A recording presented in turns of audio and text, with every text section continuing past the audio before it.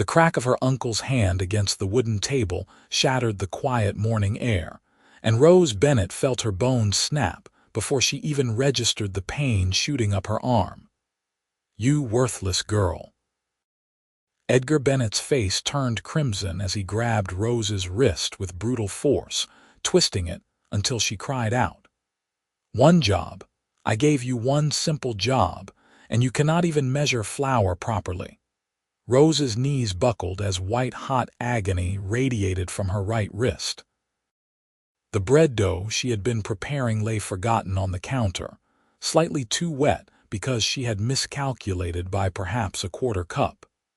Such a small mistake, yet her uncle treated it as though she had burned down his entire mercantile. At 22 years old, Rose had endured 5 years of her uncle's violent temper since her parents died of cholera, but this morning in April of 1878 felt different. Something inside her wrist had given way with a sickening sensation that made her stomach turn. "Get out of my sight," Edgar snarled, shoving her backward. "And do not think you are eating today after wasting my supplies." Rose stumbled out the back door of the mercantile in Circleville, Utah, clutching her right wrist against her chest. Tears streamed down her face, not from self-pity but from the sheer physical agony that made her vision blur. The small town stretched before her in the early morning light, with its dusty main street and scattered buildings nestled in the high desert valley. Red rock formations rose in the distance, beautiful and indifferent to her suffering. She had nowhere to go. Her uncle owned the only mercantile in town, and she lived in the cramped room above it, completely dependent on his grudging charity. The other townspeople knew Edgar Bennett's temperament, but nobody interfered in family matters.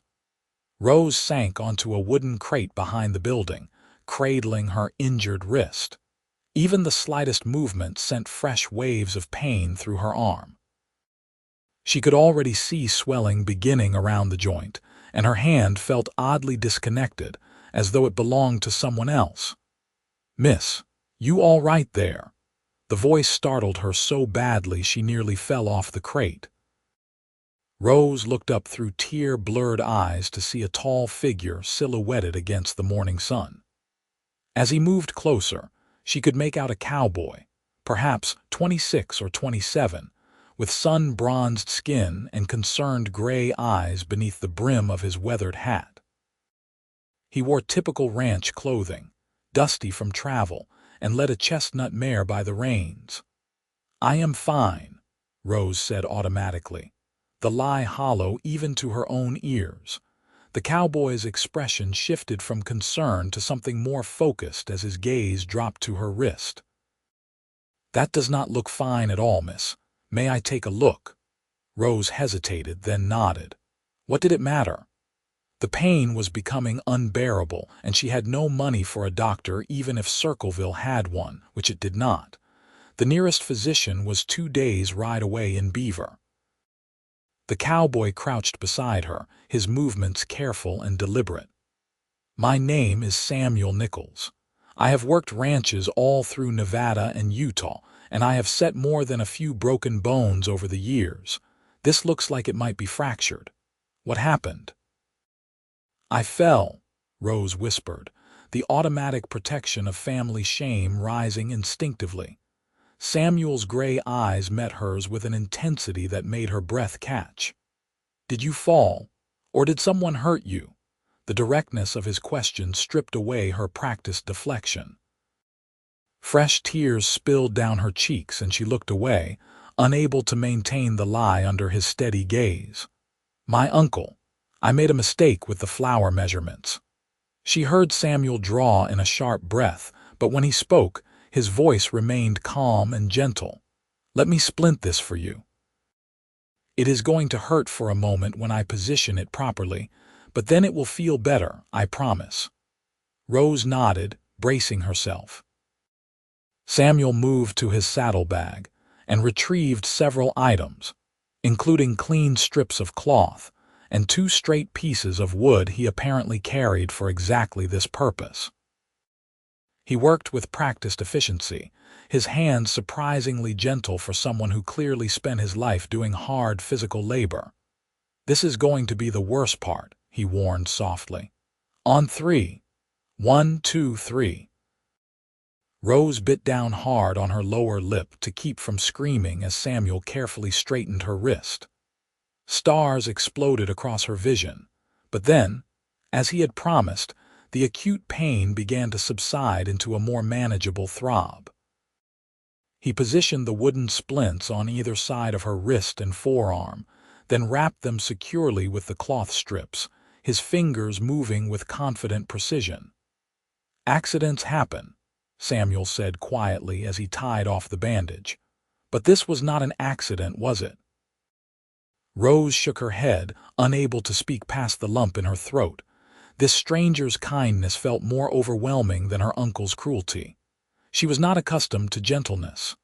"Where are your parents?" Samuel asked, settling back on his heels but not moving away. "Dead. 5 years ago. Cholera outbreak." The words came out flat, emotionless from repetition. Samuel's jaw tightened. "And you have been living with your uncle since then?"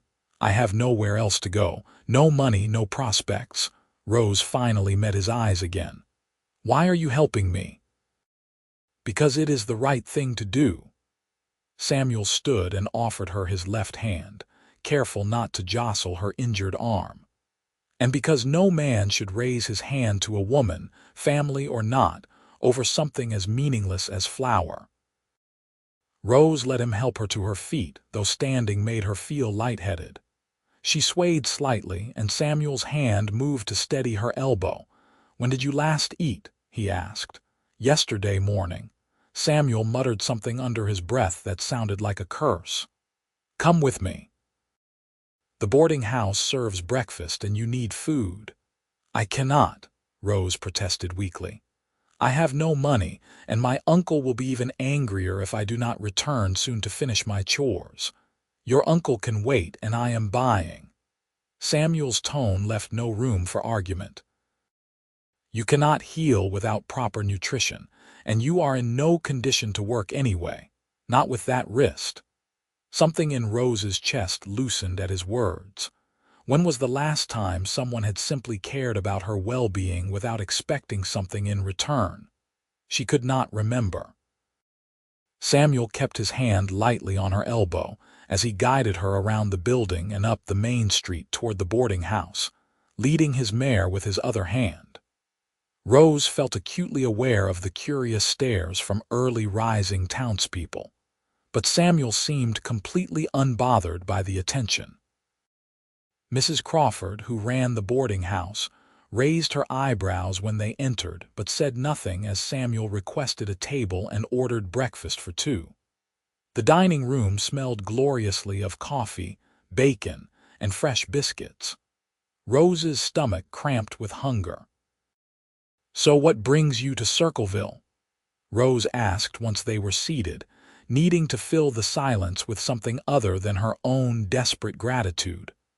"Looking for ranch work," Samuel replied, pouring her coffee with his free hand. "I have been drifting for a few years, working where I can find it. Heard there might be positions opening up at the Parker spread outside town. Their foreman was in Beaver last week recruiting hands for spring roundup." "The Parker Ranch is one of the largest operations in the territory," Rose said, accepting the coffee gratefully. The warmth of the cup felt good against her left palm. "They run several thousand head of cattle across the valley and up into the mountains."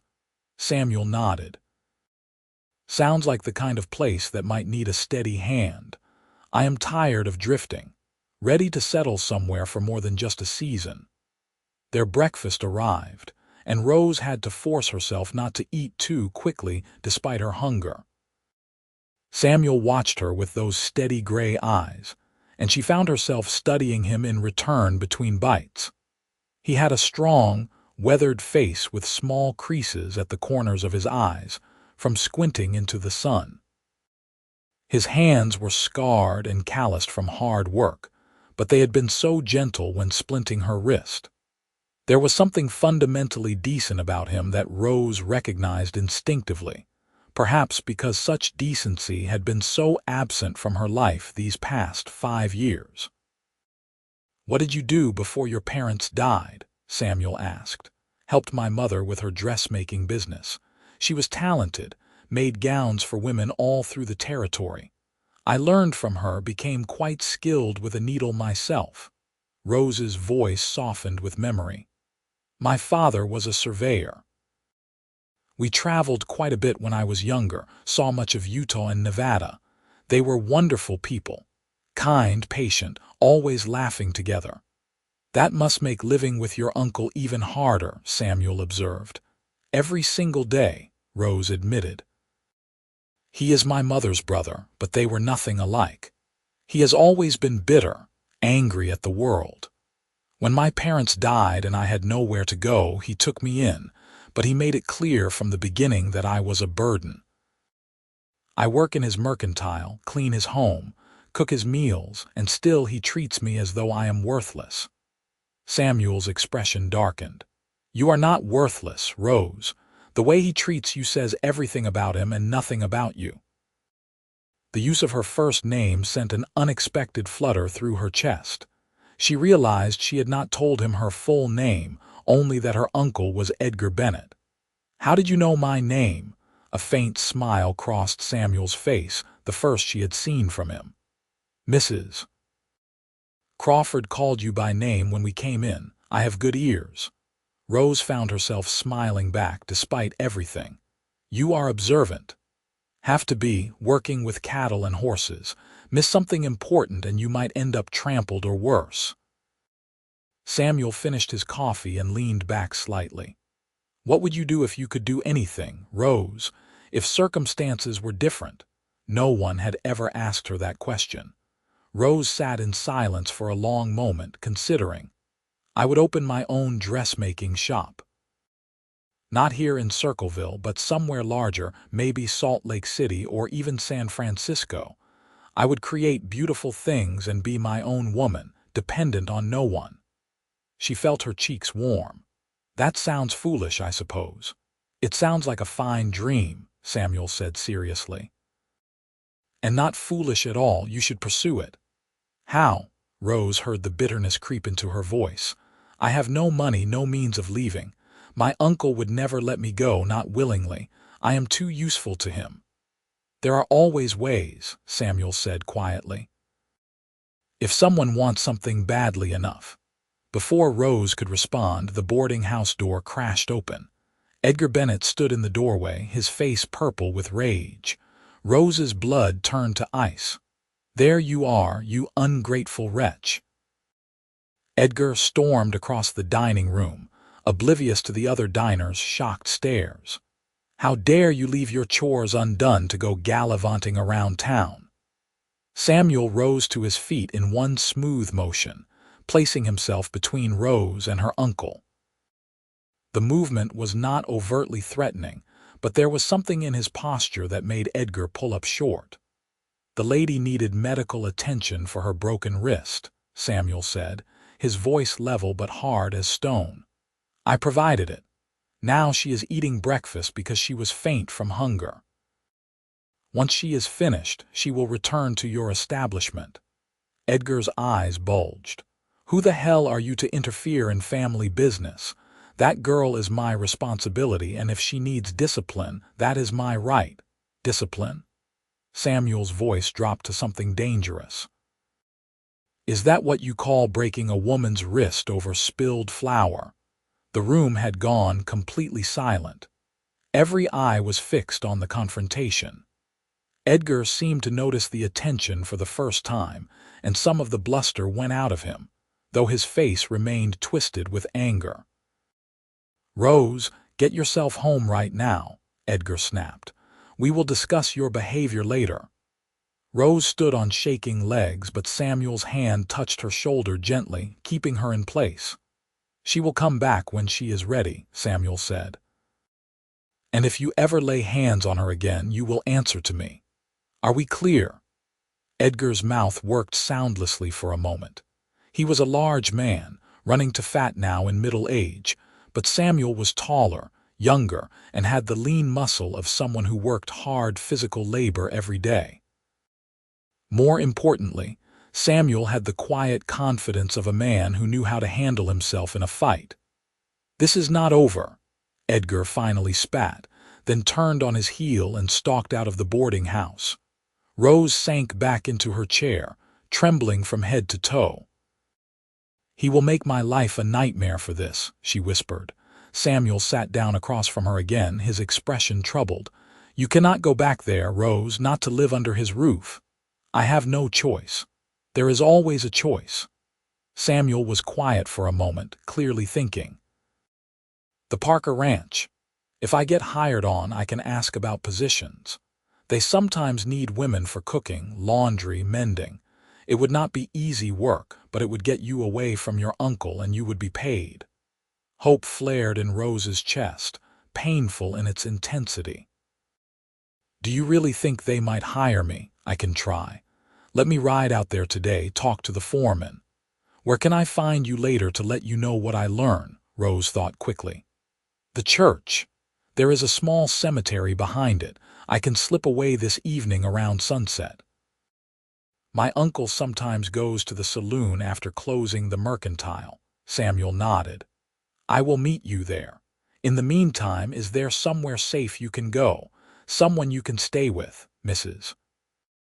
Crawford might let me sit in the boarding house common room for a few hours," Rose said, glancing at the proprietress, who had been watching the entire exchange with sharp interest. The older woman gave a small nod. "You can stay here as long as you need, dear," Mrs. Crawford said. "I never did like Edgar Bennett's treatment of you. Should have spoken up sooner." Relief washed through Rose. "Thank you." Samuel settled the bill for their breakfast and added extra coins. "For her trouble," he said quietly to Mrs. Crawford, "and keep an eye on Rose, please. If Edgar comes back causing problems, send someone to find Sheriff Coleman." "Will do," Mrs. Crawford promised. Samuel turned back to Rose, and for a moment their eyes met and held. Rose felt something shift inside her, like a door opening onto a landscape she had never seen before. This man, this stranger, had shown her more kindness in a single morning than she had experienced in 5 years. And more than that, something in his gaze made her heart beat faster, made her aware of him in a way she had never been aware of anyone before. "I will see you at sunset," Samuel said softly. "Stay safe until then." "Thank you," Rose whispered, "for everything." Samuel touched the brim of his hat in farewell, then left the boarding house. Through the window, Rose watched him mount his mare and ride west out of town, toward the Parker Ranch. She cradled her splinted wrist against her chest and tried not to let hope overwhelm her common sense. Samuel Nichols was a drifter, a cowboy looking for work. Even if he secured a position for her at the ranch, that did not mean he felt anything for her beyond basic human decency. But the way he had looked at her, the gentleness in his touch, the fierce protectiveness when confronting Edgar, those things suggested something more. Or perhaps Rose was simply so starved for kindness that she was reading too much into simple compassion. Mrs. Crawford brought her more coffee and settled into the chair Samuel had vacated. "That is a good man," the older woman said. "Do not see many like him anymore." "I just met him this morning," Rose said, feeling the need to temper expectations, her own most of all. "Sometimes that is all it takes." Mrs. Crawford's eyes held a knowing gleam. "My late husband, rest his soul, I knew within an hour of meeting him that he was the one I would marry. Something about the way he looked at me, like I was the most important person in the world. That cowboy looked at you the same way." Rose's cheeks warmed. "You think so? I know so. Been watching people fall in love in this boarding house for 20 years. I recognize the signs." Mrs. Crawford patted Rose's uninjured hand. "Now, you rest here as long as you need. I have mending that needs doing if you are up for it later, one-handed work, I will pay you fairly." "I can do that," Rose said gratefully. Keeping busy would help the hours pass until sunset. The day crawled by with agonizing slowness. Rose sat in the boarding house common room, carefully mending tears in linens and shirts with her left hand while her right wrist throbbed in its splint. Every time the door opened, she tensed, fearing Edgar would return, but he never appeared. Perhaps Samuel's confrontation had actually given him pause, or perhaps he was simply biding his time until he could get Rose alone again. She tried not to think about what awaited her if the Parker Ranch job did not materialize. Edgar would not let this morning's humiliation pass without retribution. The thought made her stomach churn with anxiety. As the sun began its descent toward the western mountains, painting the sky in shades of orange and gold, Rose slipped out the back door of the boarding house. She kept to the less traveled paths between buildings, making her way toward the small white church at the edge of town.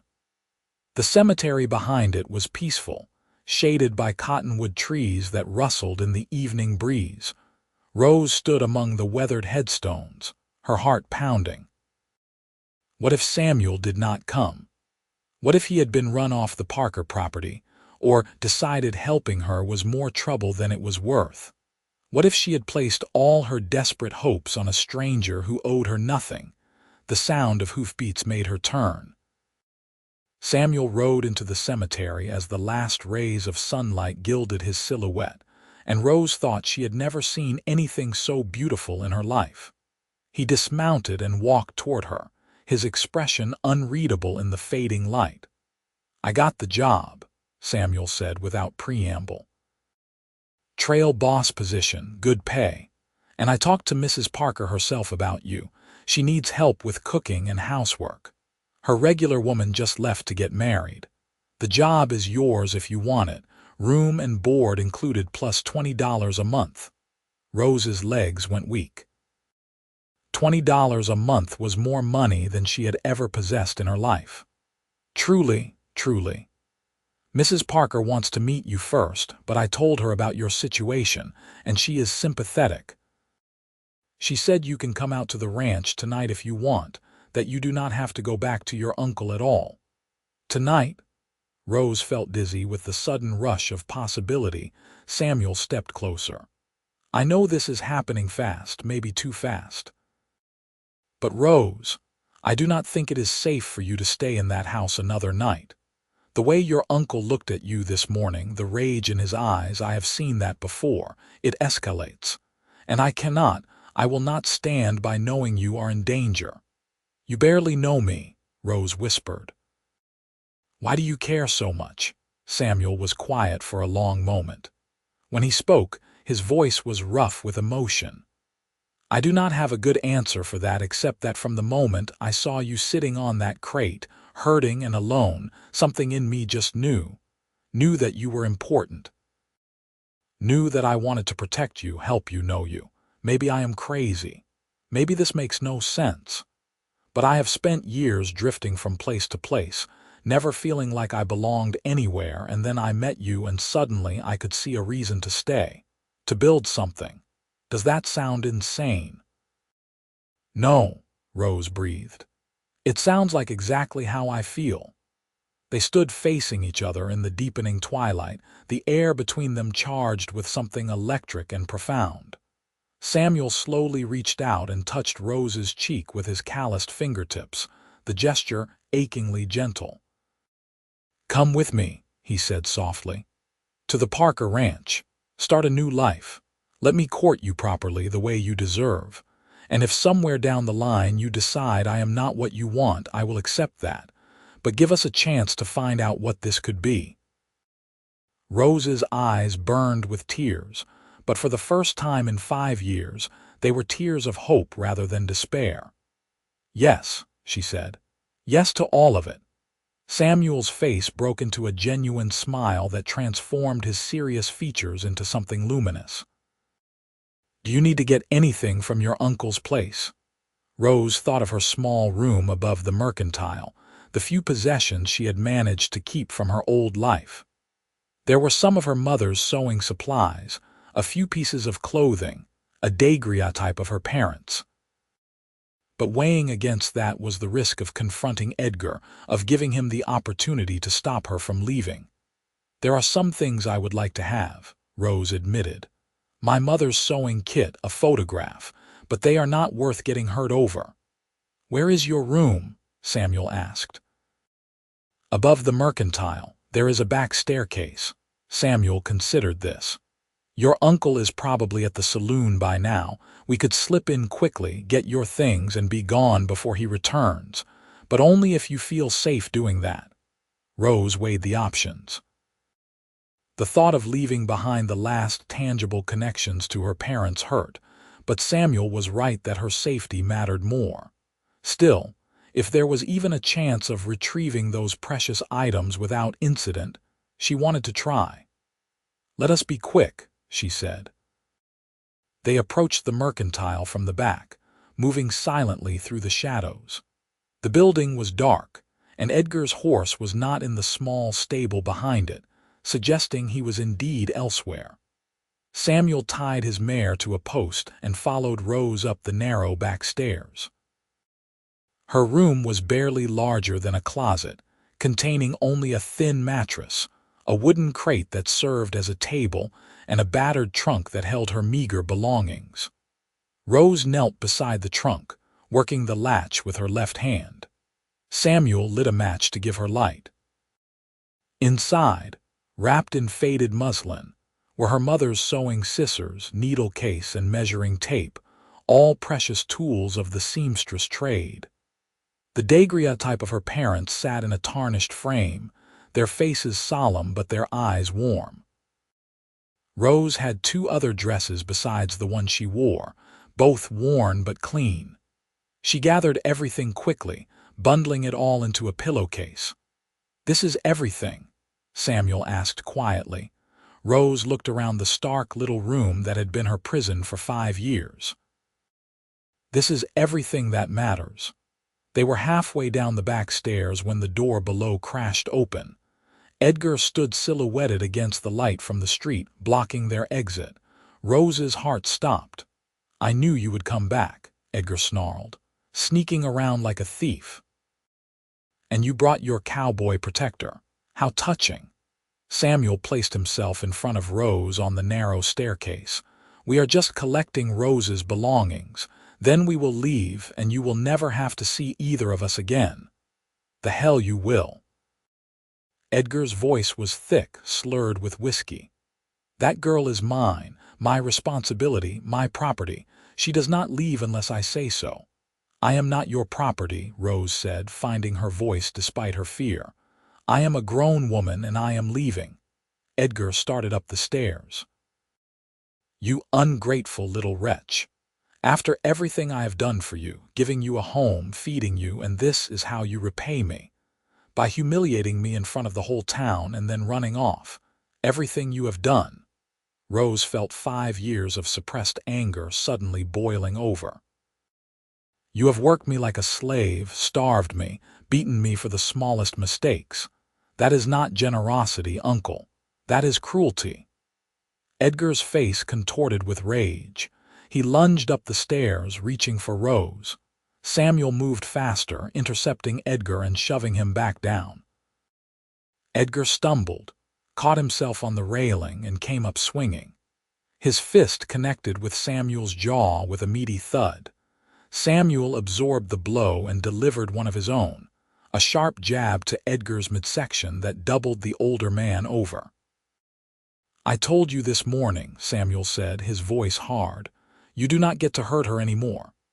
Edgar wheezed, clutching his stomach. "I will have the sheriff on you for this, assault, kidnapping." "Go ahead," Samuel replied. "Tell Sheriff Coleman that you are upset because you cannot abuse your niece anymore. See how sympathetic he is. In the meantime, Rose is leaving and you are going to let her go." For a moment, Edgar looked like he might try to fight again. But something in Samuel's stance, the coiled readiness of a man prepared to do whatever was necessary, made him think better of it. Edgar straightened slowly, his face a mask of impotent fury. "Go then," he spat at Rose, "but do not ever come crawling back to me when your cowboy abandons you. You will have nothing and no one, just like you deserve." The words were meant to wound, and they did, striking at Rose's deepest fears. But Samuel's hand found hers in the darkness of the stairwell, warm and solid and real, and she found the strength to lift her chin. "I would rather have nothing than spend another day in your house," Rose said clearly. They descended the stairs, Samuel keeping himself between Rose and Edgar the entire time. Once they reached the ground, Samuel quickly boosted Rose onto his mare, then swung up behind her. Edgar watched from the doorway but made no move to follow. Samuel urged the horse into a trot, and they left the mercantile behind. Rose clutched her pillowcase of belongings with her good hand and leaned back slightly against Samuel's solid warmth. She was really doing this, really leaving. The reality of it felt both terrifying and exhilarating. The ride out to the Parker Ranch took about 40 minutes in the darkness. Samuel kept the pace easy, his arms bracketing Rose on either side as he held the reins. Neither of them spoke much, but the silence felt comfortable rather than awkward. Rose found herself acutely aware of every point where their bodies touched, the warmth of Samuel's chest against her back, the strength of his arms. Something deep inside her recognized that this feeling, this connection, was the beginning of something profound. The Parker Ranch house appeared as a warm glow of lamplight in the darkness. It was a sprawling structure, larger than Rose had expected, with several outbuildings clustered nearby. Samuel guided the mare toward the main house and called out a greeting as they approached. The door opened, and a woman stepped onto the porch. Mrs. Parker was perhaps 50, with steel-gray hair pulled back in a practical bun and sharp, intelligent eyes. She took in the sight of Rose cradling her splinted wrist and nodded as though confirming something. "You must be Rose Bennett," Mrs. Parker said. "Samuel told me about your situation. Come inside, child. Let us get you settled." The interior of the ranch house was warm and welcoming, furnished with comfortable if worn furniture and bright rag rugs on the wooden floors.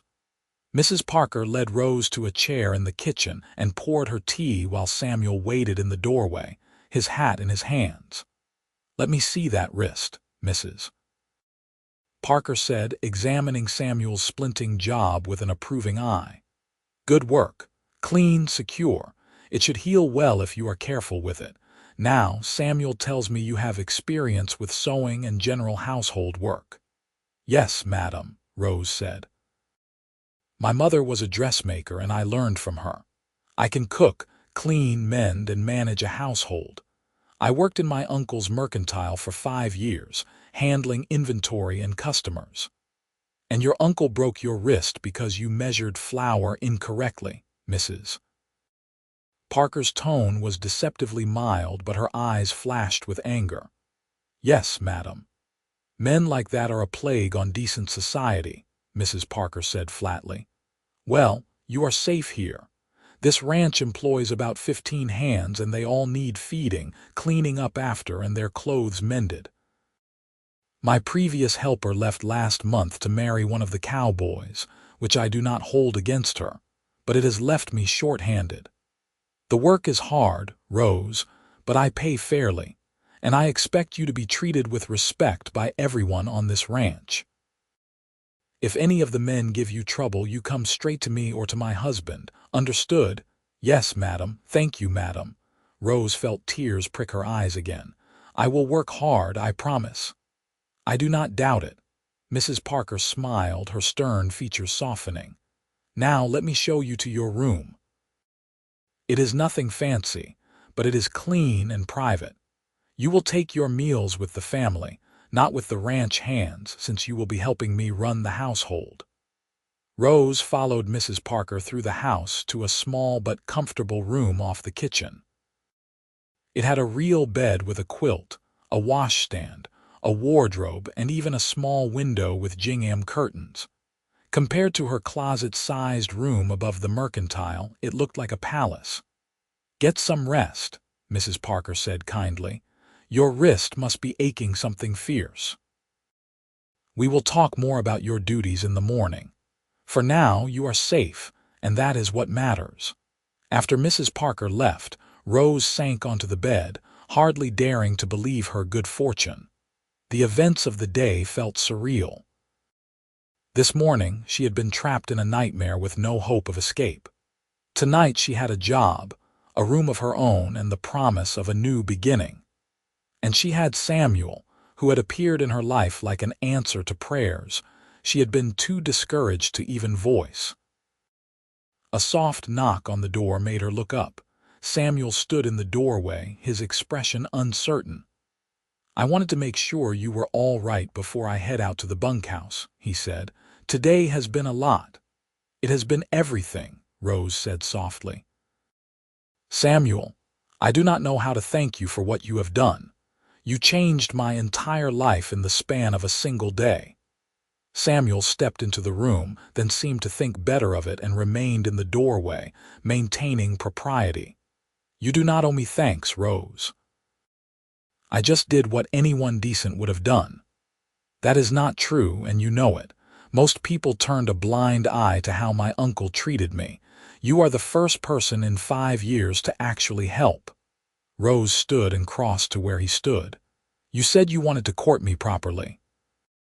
I want that too. I want to know you, to understand who you are and where you came from and what you dream about. I want to explore this feeling between us and see where it leads." Samuel's gray eyes softened. "I want that more than I can say. But Rose, you have been through so much today. I do not want you to feel like you owe me anything, or that you have to return my feelings out of gratitude." Rose reached up with her uninjured hand and touched his face, letting her fingers trail along his jaw. Samuel froze, barely breathing, his eyes locked on hers. "This is not gratitude," Rose said quietly. "This is me recognizing something real when I see it, something worth holding on to. Is that not what you said earlier? That you knew I was important from the first moment you saw me?" "Yes," Samuel breathed. "I feel it too. Like I have been waiting for you without even knowing it. Like my life before today was just marking time until you appeared." Rose's voice dropped to a whisper. "Kiss me, Samuel, just once, so I know this is real and not some beautiful dream I will wake up from." Samuel's hand came up to cup her face with infinite gentleness, mindful of everything she had endured. He leaned down slowly, giving her every opportunity to change her mind, but Rose only tilted her face up to meet him. Their lips met in a kiss that was soft and sweet, and somehow earth-shaking all at once. Rose felt it all the way to her toes, a warmth that spread through her entire body and settled somewhere in the region of her heart. When they pulled apart, both breathing harder than the gentle kiss warranted, Samuel rested his forehead against hers. "Definitely real," he murmured. Rose laughed, the sound startled and genuine. When was the last time she had laughed? She could not remember. "Get some rest," Samuel said, though he made no move to step away. "Tomorrow we can start figuring out what this is between us, but tonight just rest and heal." "Good night, Samuel," Rose said softly. "Good night, Rose."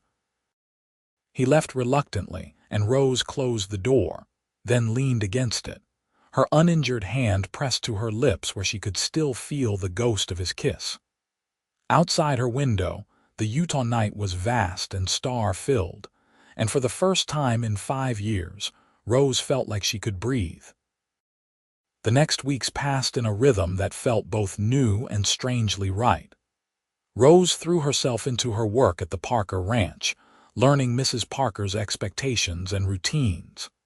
Despite her injured wrist, she managed admirably with one hand, and Mrs. Parker proved to be a fair but exacting employer. The work was indeed hard, cooking for a household and 15 ranch hands, but it was honest work, and Rose took pride in it. And then there was Samuel. True to his word, he courted her with an old-fashioned intentionality that made Rose's heart flutter. They had little time alone during the busy working days, but Samuel found ways to seek her out.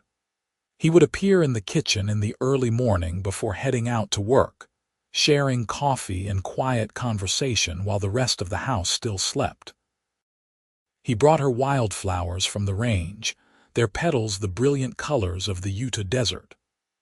On Sundays, their one day of partial rest, they would walk together along the creek that ran through the Parker property, talking for hours about everything and nothing. Rose learned that Samuel had grown up in Nevada, the youngest son of a silver miner who died in a cave-in when Samuel was 15. His mother had passed years before from consumption. With no family left, Samuel had struck out on his own, working ranches across the West, developing his skills with horses and cattle. He was 26 now, and as he told Rose, he had been searching for a place to belong without quite realizing it until he met her. In turn, Rose told him about her childhood, the joy of traveling with her surveyor father and learning dressmaking from her talented mother. She spoke of the cholera outbreak that took them both within days of each other, leaving her utterly alone at 17. She told him about the slow erosion of hope during her years with Edgar, the way she had started to believe his assessment of her as worthless. "You are so far from worthless it is almost laughable," Samuel told her fiercely during one of their Sunday walks. "You are strong, Rose. Stronger than you give yourself credit for. You survived 5 years of hell and came out still capable of kindness, still willing to hope and dream. That takes tremendous strength." His words helped heal something inside her that Edgar had damaged. Rose began to stand a little straighter, to meet people's eyes with more confidence. Mrs. Parker noticed and approved. "That cowboy is good for you," Mrs. Parker observed one afternoon while they were kneading bread together. Rose's wrist was healing well and she could help with 2 hands now, though she still wore a light wrapping for support. "He is," Rose admitted, feeling her cheeks warm. "He looks at you like you hung the moon," Mrs. Parker continued, "and you look at him the same way. My late husband, God rest him, we had that look, held on to it for 32 years until the fever took him." Her voice went soft with memory. "Do not let that slip away, girl. Real love, the kind that lasts, is rarer than gold." Rose thought about those words that night as she lay in her comfortable bed, listening to the sounds of the ranch settling into sleep. Was this love? It felt like something profound, something that grew stronger every day. When Samuel smiled at her, Rose's entire world seemed brighter. When he was out on the range and she did not see him for hours, she felt his absence like a physical ache. And when he kissed her, which he did more frequently now, always gentle and respectful but with increasing passion, Rose felt like she could fly. One Saturday evening in late May, about 6 weeks after Rose arrived at the ranch, Samuel asked her to take a walk with him after supper. The spring air was warm, scented with sage and wildflowers. They walked to their favorite spot by the creek, where cottonwood trees provided shade and privacy. Samuel seemed nervous, a rare state for him.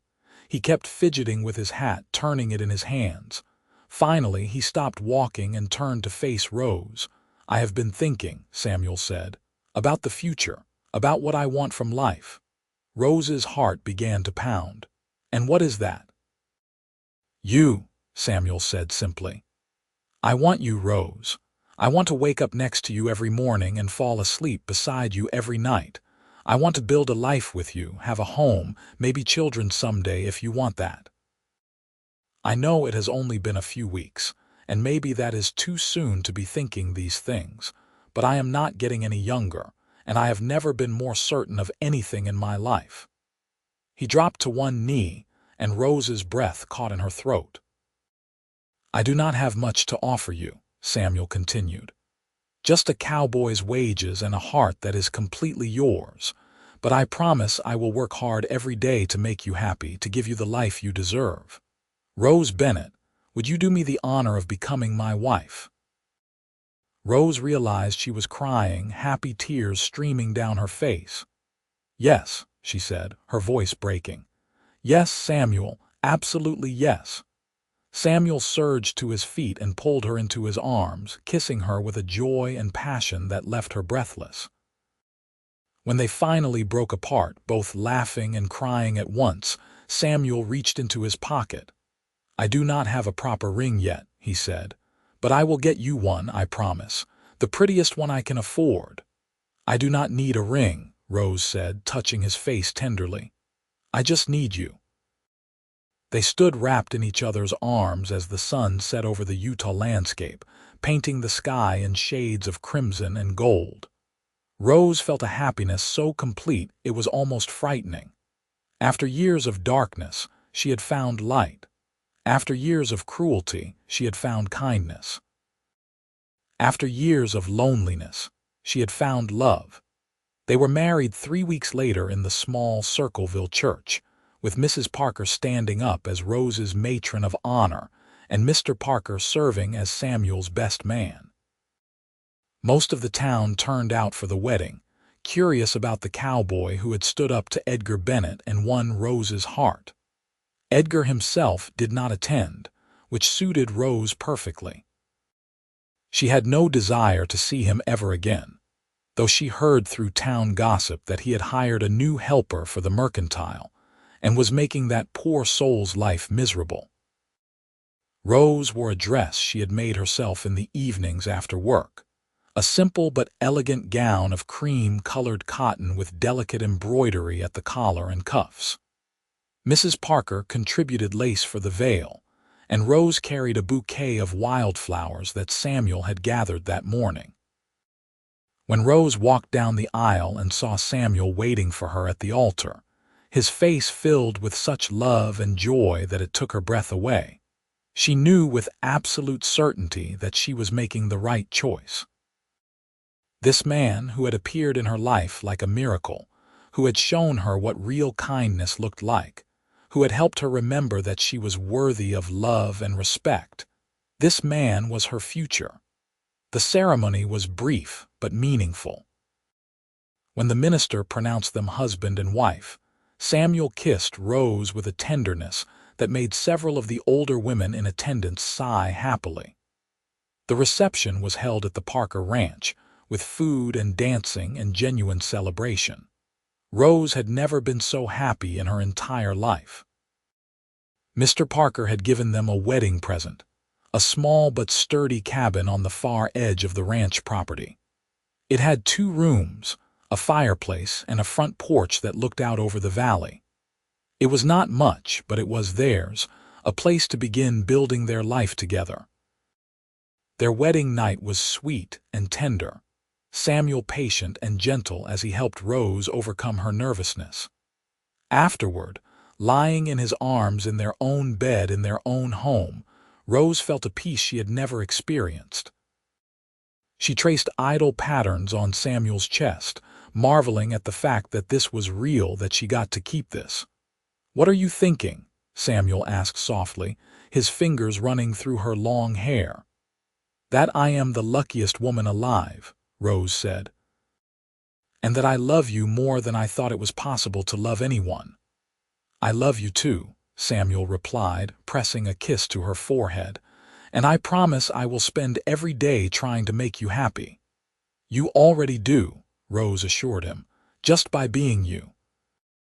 They fell asleep tangled together, and Rose's last thought before sleep claimed her was that she was finally, truly home. The months that followed were the happiest of Rose's life. She continued working for Mrs. Parker, now riding to the main ranch house each morning with Samuel, who had been promoted to foreman after proving his skill and reliability. They settled into domestic bliss in their little cabin, and Rose took joy in keeping it clean and welcoming, cooking meals for her husband and building a life. By autumn, Rose realized she was pregnant. The news filled both her and Samuel with excitement and a touch of nervousness. Samuel became even more protective, fussing over her constantly until Rose laughingly told him she was going to be fine, that women had been having babies since the beginning of time. "Not my women," Samuel replied, his hand resting protectively on her still flat belly. "Not my baby." Their son was born in early April of 1879, almost exactly 1 year after Samuel had first splinted Rose's broken wrist. The labor was long and difficult, but Mrs. Parker served as midwife, and when Rose finally held her newborn son, all the pain was forgotten. "What should we name him?" Samuel asked, his voice choked with emotion as he carefully held his son for the first time. "I was thinking Thomas," Rose said. "After my father, Thomas Nichols. What do you think?" "I think it is perfect," Samuel said. "He is perfect. You are perfect. I cannot believe how blessed I am." Little Thomas was a healthy, happy baby who grew quickly. Rose reduced her hours helping Mrs. Parker so she could focus on caring for her son, and Samuel proved to be a devoted father, spending every free moment with his little family. He would come in from long days on the range exhausted and dirty, but he always had energy to hold Thomas, to help Rose with the evening chores, to tell her about his day. They were not wealthy, but they were comfortable and, more importantly, they were happy. Rose sometimes thought about the woman she had been a year ago, broken and hopeless, and could hardly recognize herself. That woman had believed she was worthless, that she deserved the cruelty dealt to her. This woman knew better. She knew her own strength, her own value. She was loved, cherished, and respected. She was building a life of purpose and meaning. When Thomas was about 6 months old, Rose was in town buying supplies when she encountered Edgar. She had successfully avoided him for over a year, but this time there was no escape. They both froze on the sidewalk outside the mercantile. Edgar looked older, grayer. His face was still set in its habitual expression of bitterness, but there was something defeated about him now. He looked at Rose, taking in her healthy appearance, the good dress she wore, the confident way she carried herself. "You look well," Edgar said finally, his voice neutral.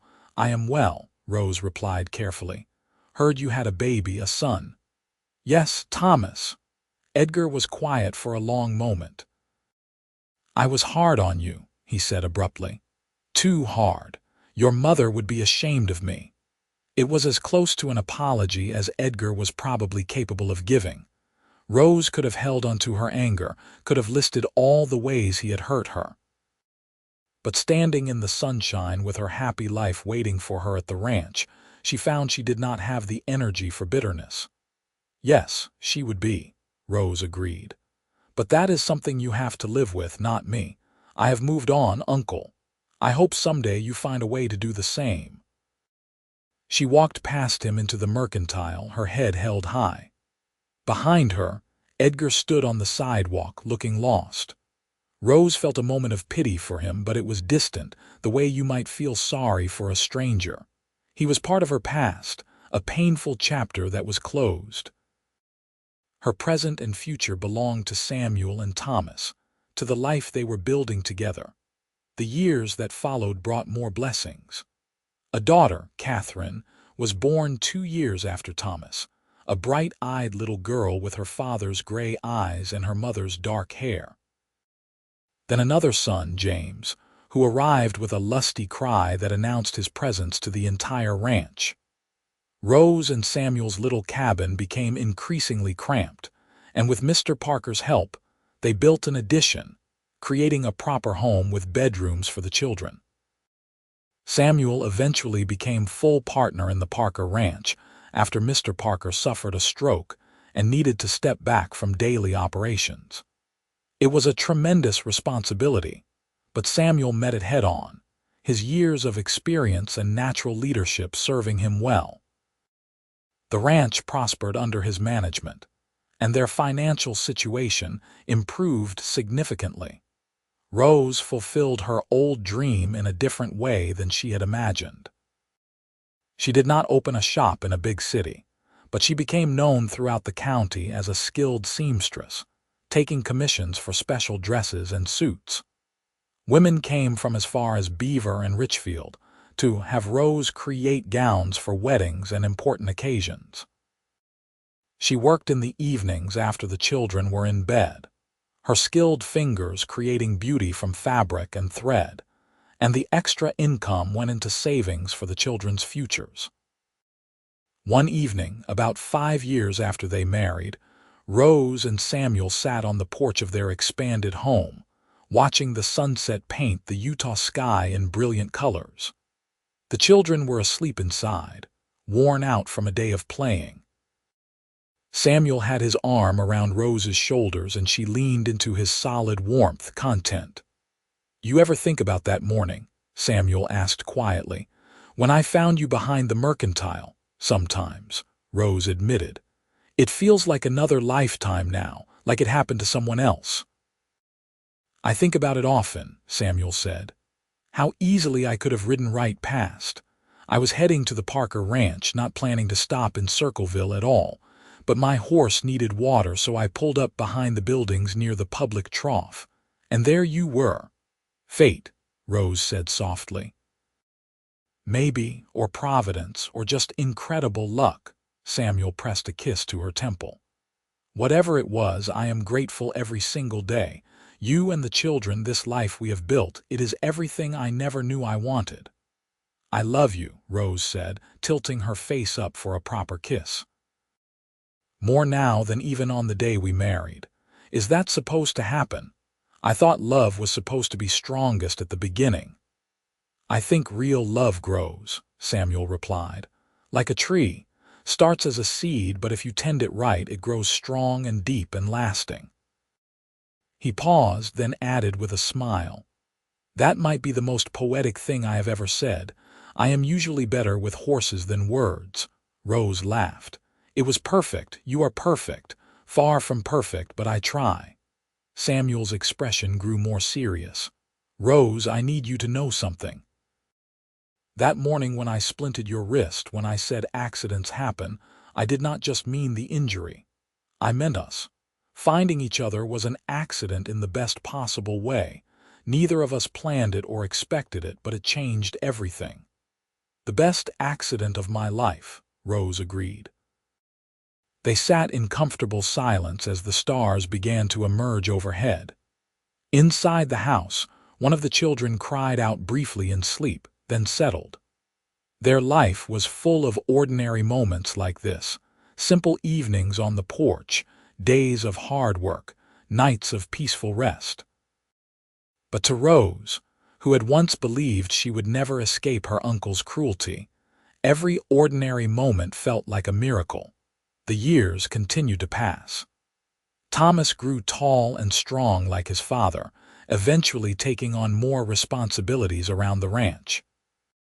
Catherine developed a talent for music and could often be found practicing on the piano Samuel and Rose had saved up to buy her. James proved to be the wild one, always getting into scrapes and adventures, but with a good heart beneath the mischief. When Thomas turned 18, he announced his intention to marry Sarah Miller, the daughter of a neighboring rancher. Rose and Samuel gave their blessing, and the wedding was a joyous occasion. Watching her son pledge his life to the woman he loved, Rose found herself thinking back to her own wedding day, the happiness and hope she had felt. She squeezed Samuel's hand and he squeezed back, both of them understanding without words. 2 years later, Catherine married a young teacher who had come to Circleville to run the new school. James, true to his restless nature, announced he wanted to see more of the world before settling down. He joined a cattle drive heading to Montana and promised to write. His letters came sporadically, but were full of adventure and enthusiasm. As Rose entered her 40s, she found herself with more time again now that the children were grown and gone. She expanded her sewing business and began teaching several young women in town the art of dressmaking, passing on the skills her mother had taught her. It felt right, continuing that legacy. Samuel's hair began to gray at the temples, and Rose found she loved him even more with age. They had weathered so much together, the ordinary challenges of life as well as occasional crises. There had been hard winters, drought years, the death of Mr. Parker, who had become like a father to both of them. Through it all, their partnership had remained strong. They still found time for their Sunday walks by the creek, still shared coffee in the quiet morning hours, still kissed like newlyweds when they thought no one was watching. One autumn evening, sitting on their porch as the sunset once again painted the sky in brilliant colors, Rose reflected on the strange path her life had taken. If someone had told her on that terrible morning in 1878, when Edgar broke her wrist, that she would find such happiness and fulfillment, she would never have believed it. Yet here she was, surrounded by love, respected in her community, secure in a partnership that had only grown stronger with time. "What are you thinking about?" Samuel asked, as he so often did. "How grateful I am," Rose replied. "For you, for our children, for this life. For that morning you found me and decided to help instead of riding past." Samuel's arm tightened around her shoulders. "I will never ride past you, Rose. Not then, not now, not ever. You are my heart and I am yours until the day we die and beyond." "And beyond," Rose echoed, turning to kiss him as the last light faded from the sky. Years continued their steady march. Thomas and Sarah gave Rose and Samuel their first grandchildren, twin boys who were the image of their grandfather.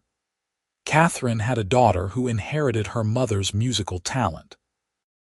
Eventually, James returned from his travels with stories of Montana and Wyoming, and he too settled down, marrying a woman he had met in Cheyenne and bringing her back to Utah. Rose and Samuel watched their family grow and expand, their little cabin's original 2 rooms now the heart of a sprawling homestead that accommodated children, grandchildren, and the ever-growing circle of their lives. The Parker Ranch continued to prosper under Samuel's management, and when Mrs. Parker passed peacefully in her sleep at the age of 78, she left a significant portion of the property to Samuel in recognition of his years of dedicated service. He was co-owner now in truth, not just in responsibility. On their 25th wedding anniversary, Samuel surprised Rose with a trip to Salt Lake City. It was the first time either of them had left the Circleville area for more than a day or two since their marriage. They stayed in a real hotel, attended the theater, and visited shops that Rose had only dreamed about. Samuel bought her a beautiful silver necklace and a new bolt of fabric in a shade of blue that matched her eyes. "You spoil me," Rose protested, though she was clearly delighted. "You deserve to be spoiled," Samuel replied. "And I wanted to give you a glimpse of that dream you once had, opening a shop in a big city. Is it what you imagined?" Rose looked around at the bustling streets of Salt Lake City, the grand buildings and well-dressed people. It was exciting and impressive, but as she turned back to Samuel, she knew her answer. "It is wonderful to visit," Rose said, "but I would not want to live here. My life is in Circleville with you and our family. That is where I belong." Samuel smiled, and Rose knew he had hoped she would say exactly that. They enjoyed their anniversary trip, but both were happy to return home to their quiet ranch, to the landscape they loved, to the community they had become such an integral part of. As Rose passed into her 50s, her hair began to streak with silver, and Samuel's turned fully gray. They moved a bit slower now, felt aches in joints that had never bothered them before. But their love remained constant, a steady flame that warmed both their lives. They still held hands on their walks, still kissed goodnight every evening, still found joy in each other's company. One spring morning, almost 30 years after Samuel had first splinted Rose's broken wrist, they sat on their porch watching the sunrise. It was a ritual they had maintained for decades, these quiet morning moments before the business of the day began. Samuel held Rose's hand, his thumb rubbing absently over the wrist that had long since healed but sometimes still ached when storms were coming. "You remember what I said that day?" Samuel asked. "When I splinted your wrist, accidents happen," Rose replied immediately.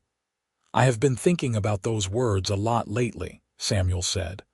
"About how true they turned out to be, but not in the way I meant them at the time. Meeting you was an accident. Everything that followed, all this happiness, our children, our life together, it all grew from that one accidental moment." Rose leaned her head on his shoulder. "The best accident in the history of the world." "Agreed." Samuel pressed a kiss to her silver-streaked hair. "I would live through 100 lifetimes of hardship if it meant finding you again at the end."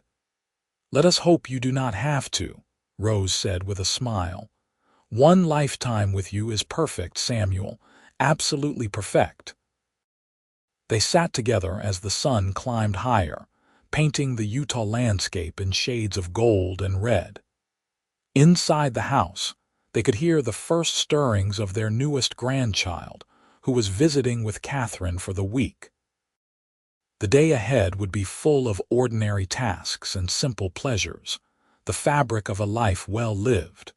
Rose thought back to the frightened, broken young woman she had been 3 decades ago, and she wanted to reach through time and tell that woman that everything would be all right. That rescue would come in the form of a gray-eyed cowboy with gentle hands and a good heart. That love, real love, was possible even after the worst pain and disappointment. That life could be better than any dream. But that woman was gone, transformed by time and healing and the constant, steady love of a man who had seen her worth when she could not see it herself.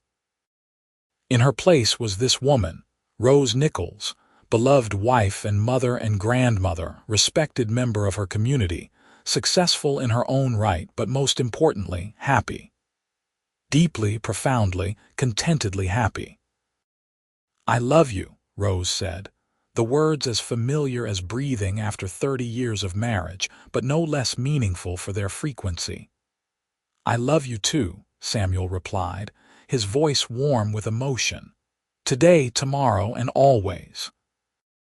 The sun continued its climb into the perfect blue Utah sky, and Rose and Samuel Nichols sat together on their porch, hands intertwined, hearts joined, living proof that sometimes the worst moments of our lives can lead to the very best, and that love, true love, can heal even the deepest wounds and build something beautiful from the ashes of despair.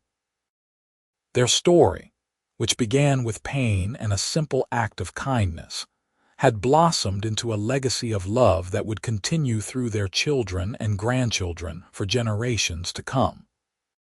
And it all started with a broken wrist, a cowboy's gentle hands, and 3 simple words that would come to define their entire lives together.